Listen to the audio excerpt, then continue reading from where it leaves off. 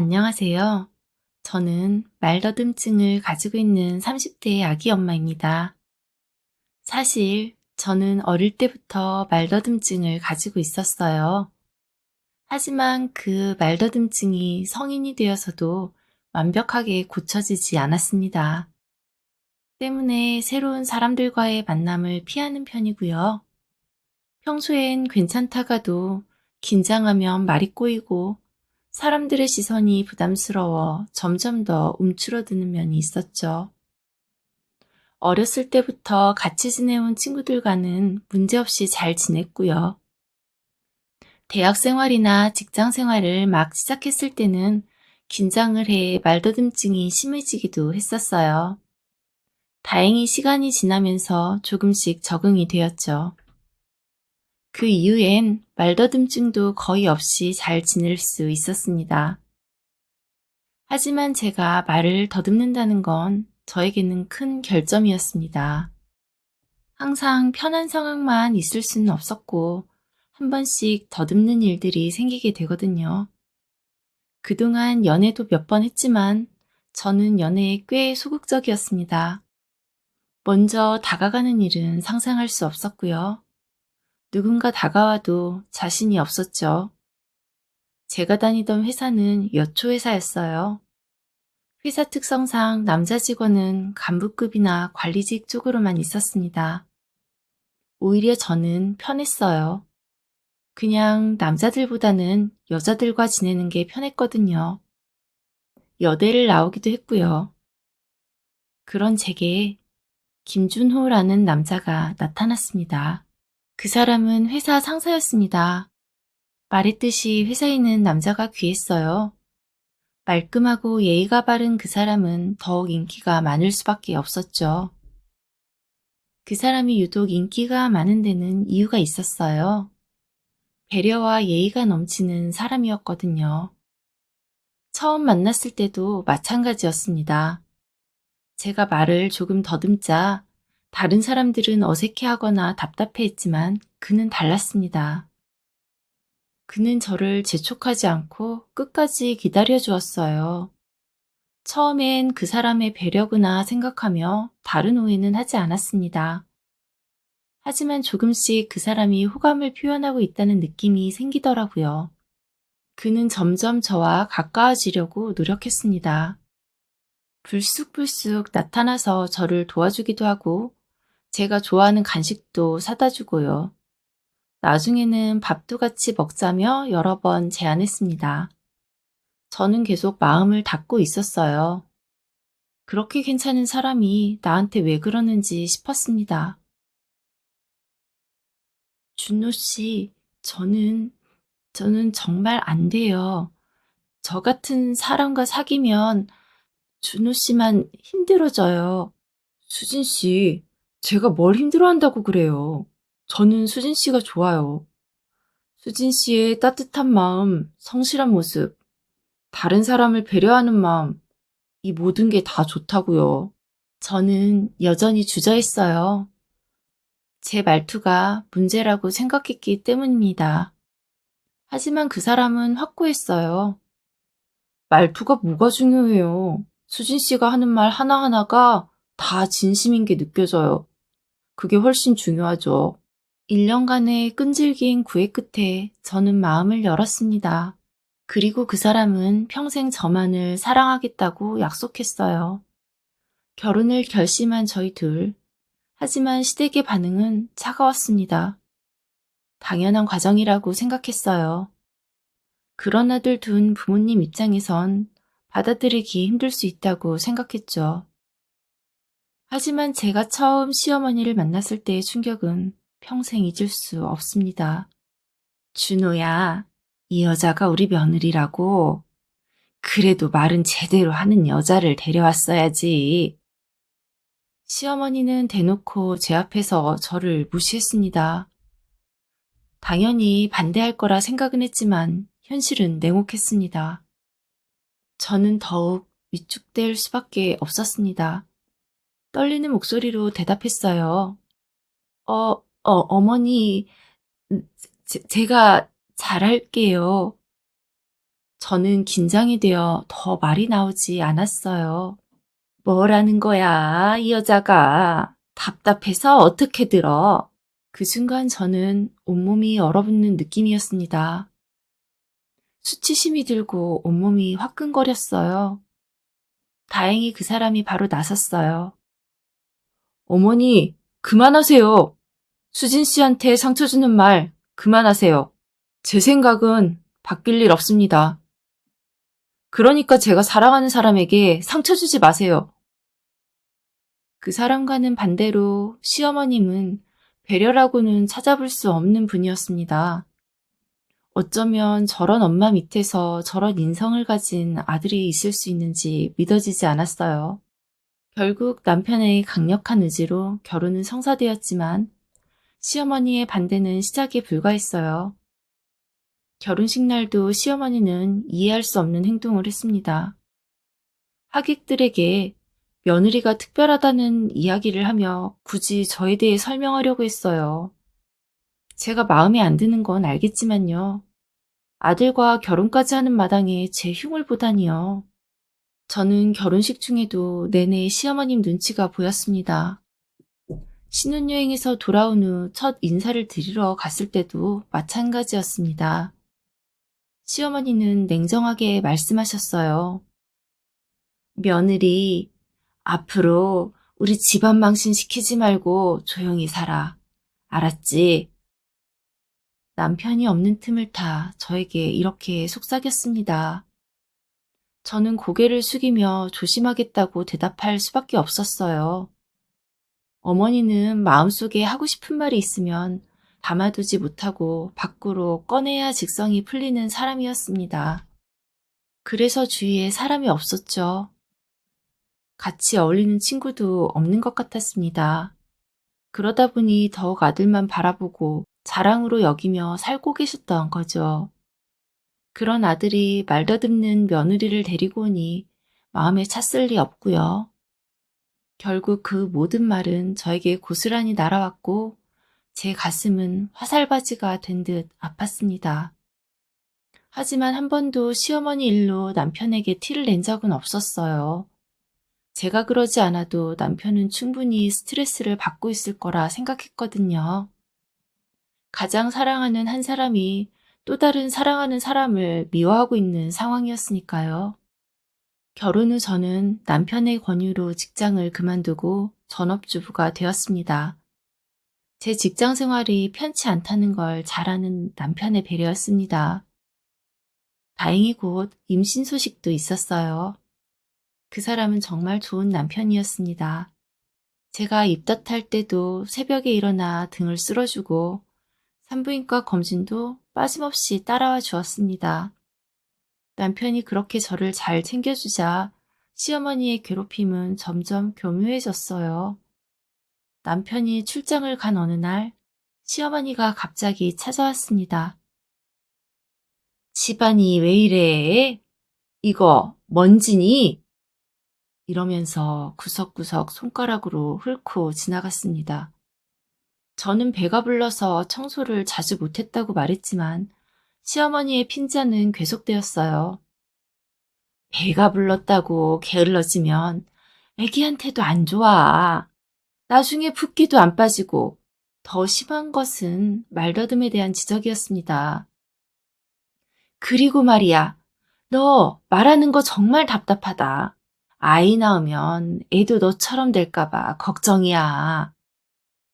어머니는 제 앞에서 가차없이 막말을 내뱉었습니다. 이런 식으로 남편이 없을 때마다 찾아와 절 괴롭혔어요. 제일 심했던 건 출산 직후였습니다.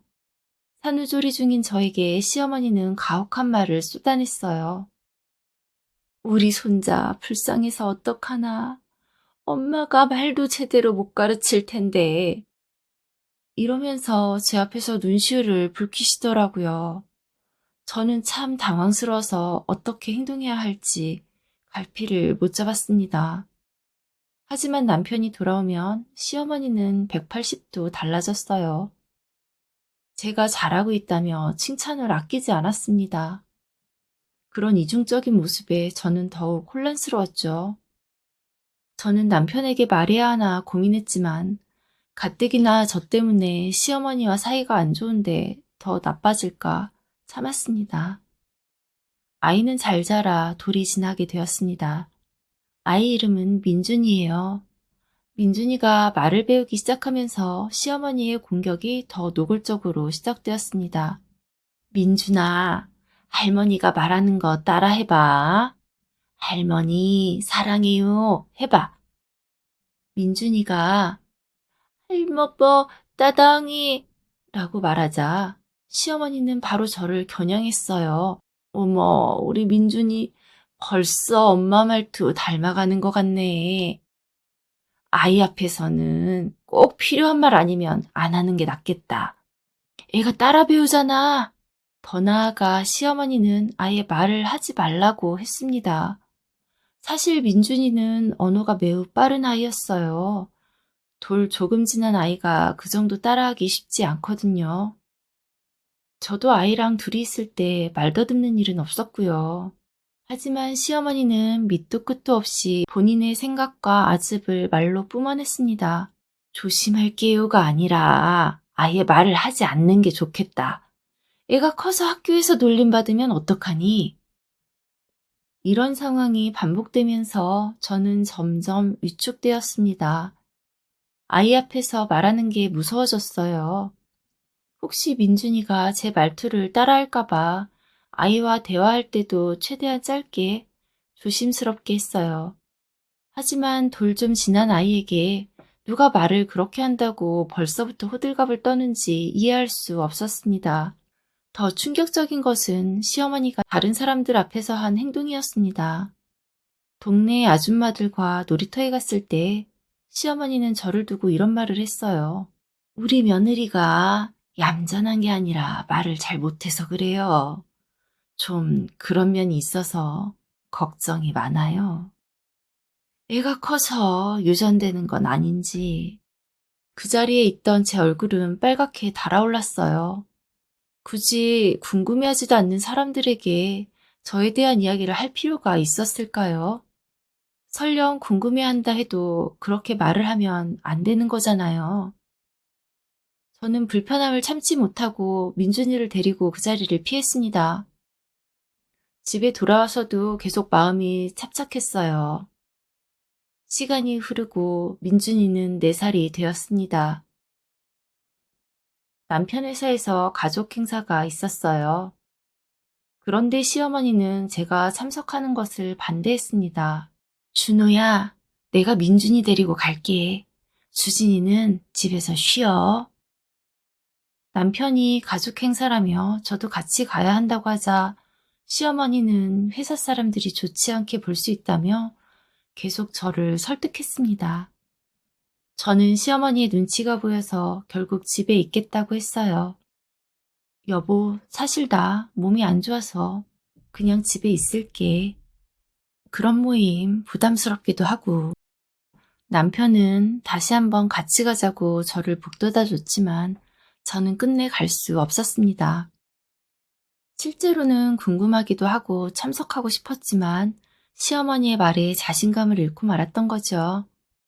또 한 번은 시어머니가 친구들을 집에 초대하면서 저에게 방에서 나오지 말라고 한 적도 있었어요.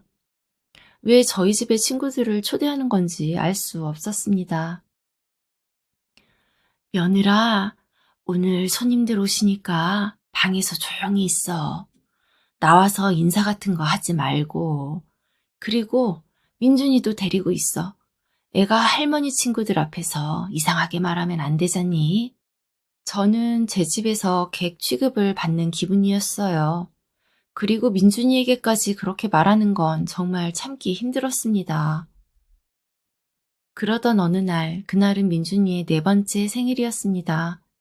시어머니가 케이크를 준비했고 민준이에게 할머니에게 고맙다고 말해보라고 하더라고요. 그리고는 저를 보며 말했어요. 며느리, 민준이한테 고맙다고 하라고 말해봐. 저는 시어머니와 함께 있으면 항상 말을 더듬었습니다. 저에게는 가장 어렵고 불편한 사람이 되어 있었거든요. 여전히 저는 말을 더듬을 수밖에 없었어요. 제가 민준아, 할머니께 고맙습니다 라고 말해야지.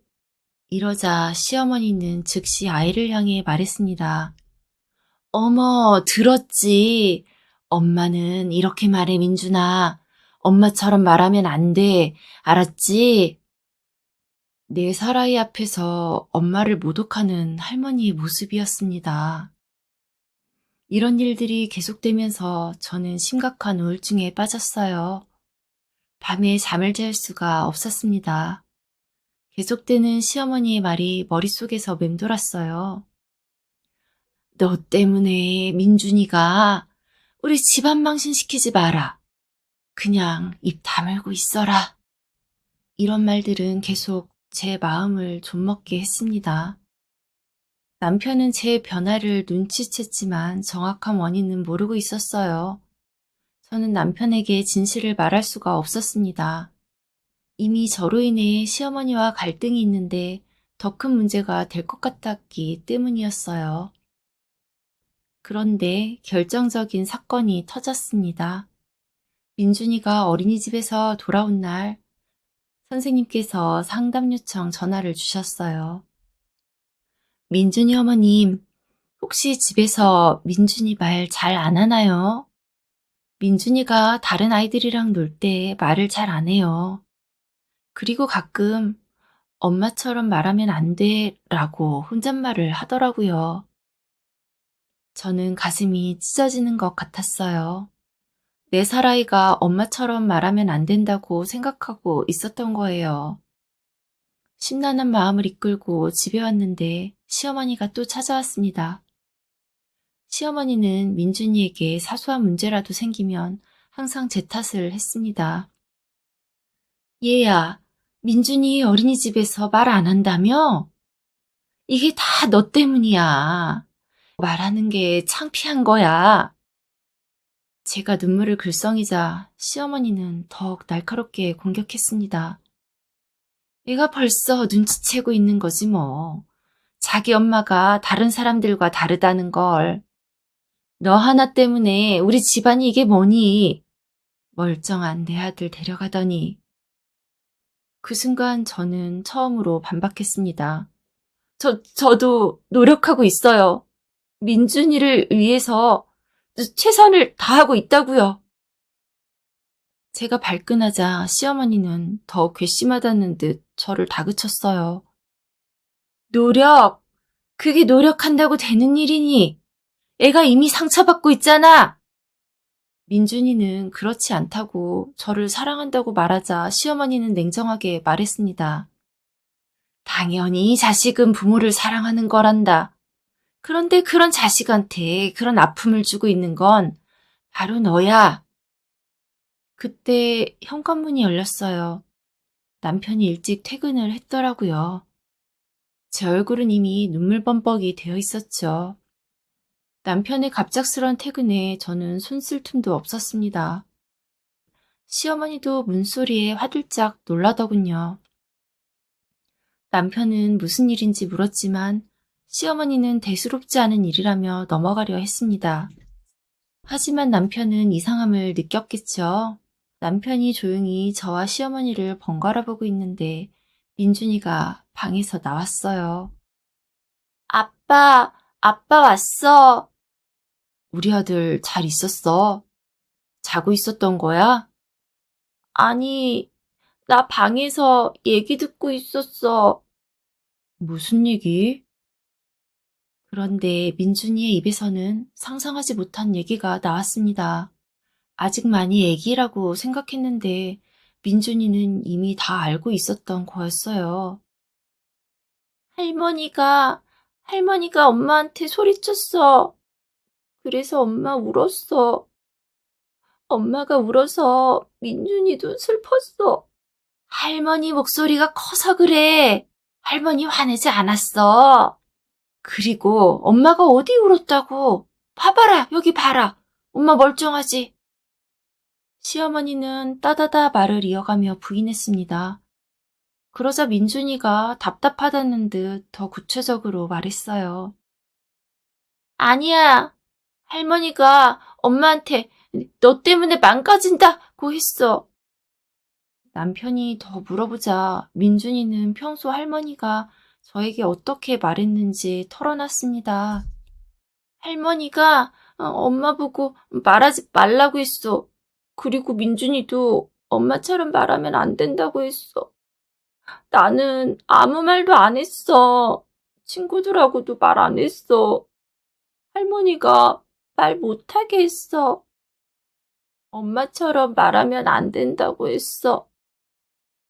어린 민준이는 마음속에 힘들게 담아왔던 얘기들을 다 꺼내놓았습니다. 저는 가슴이 찢어졌어요.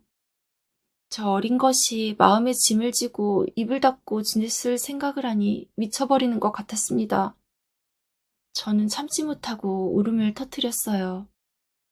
민준이가 다가와 그 작은 손으로 제 눈물을 닦아주었습니다. 남편의 얼굴이 점점 굳어졌어요. 그는 저에게 이 모든 것이 사실인지 사실대로 말하라고 했습니다. 사실대로 말하지 않으면 가만히 있지 않겠다고 했어요. 그렇게 무서운 남편의 모습은 처음이었습니다. 저는 눈물을 흘리며 남편에게 미안하다고 말했어요. 결혼 직후부터 준호가 없을 때마다 이런 일이 있었다고 고백했어요. 남편은 충격에 말을 잇지 못했습니다. 그리고 시어머니를 바라봤어요. 이게 다 사실이에요. 민준이까지 그렇게 말한 마당에 거짓말이라고 말할 수는 없었나 보더라고요.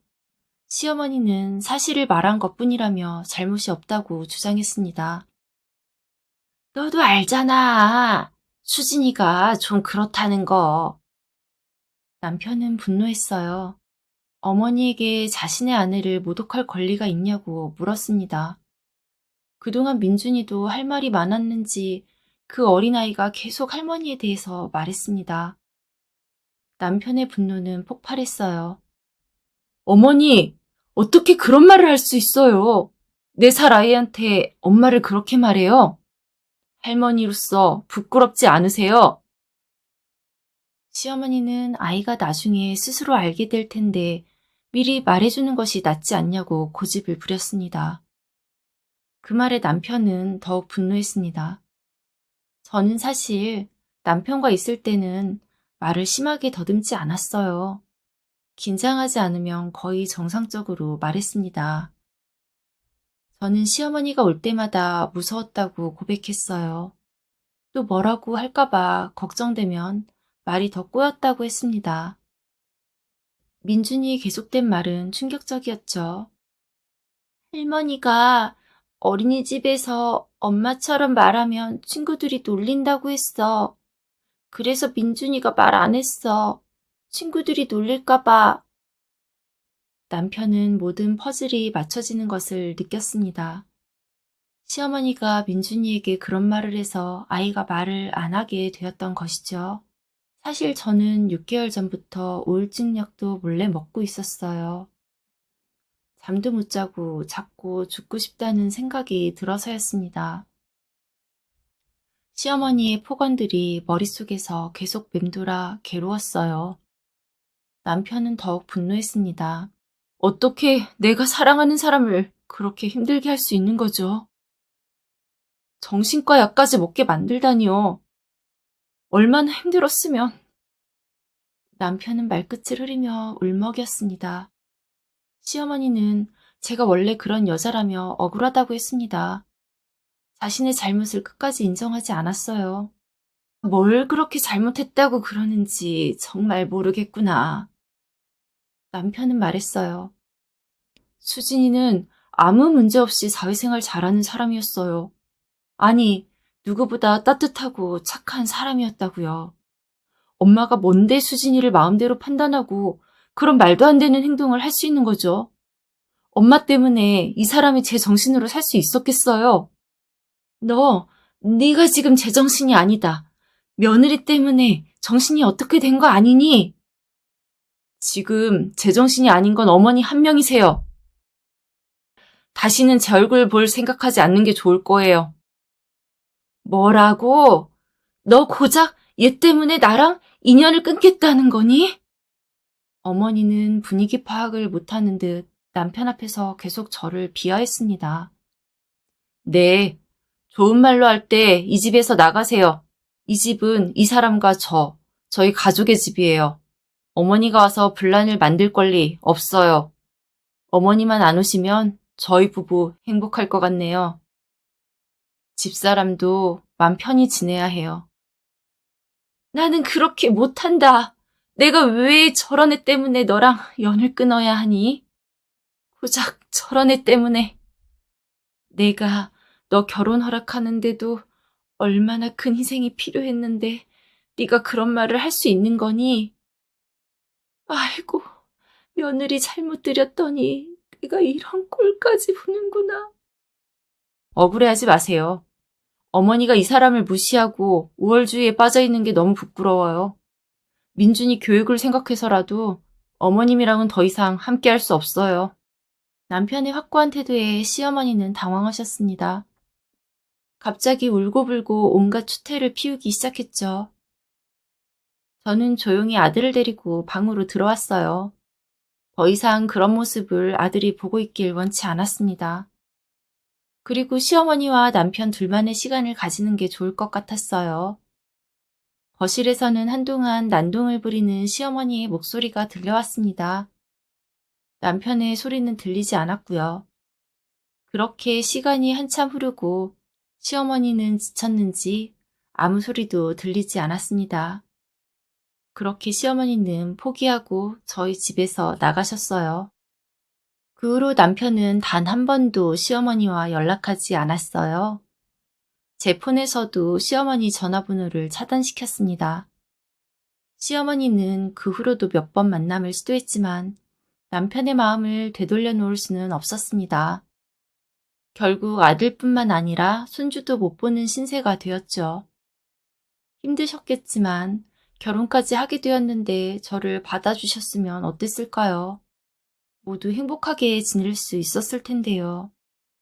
남편은 아직도 시어머니를 철저하게 외면하고 있습니다. 모두 자업자득이라고 생각해요. 제가 받은 상처, 사실 평생 치유하기 힘들 것 같기도 합니다. 본인이 다른 사람에게 주는 고통에는 관대하고 자신이 받는 고통에 대해서는 견디지 못하는 시어머니의 행동. 저 또한 시어머니를 평생 용서하지 못할 것 같아요. 저는 남편 덕분에 자존감을 조금씩 회복하며 안정을 찾아가고 있어요. 남편은 다시는 시어머니 볼 일 없으니 마음 편하게 살으라고 저를 안심시켜줍니다. 시어머니 복은 없지만 확실히 남편 복은 있다는 생각이 들어요. 그런 남편과 평생 행복하게 살 거예요, 저. 여러분도 항상 행복하시고요. 지금까지 제 얘기 들어주셔서 감사합니다.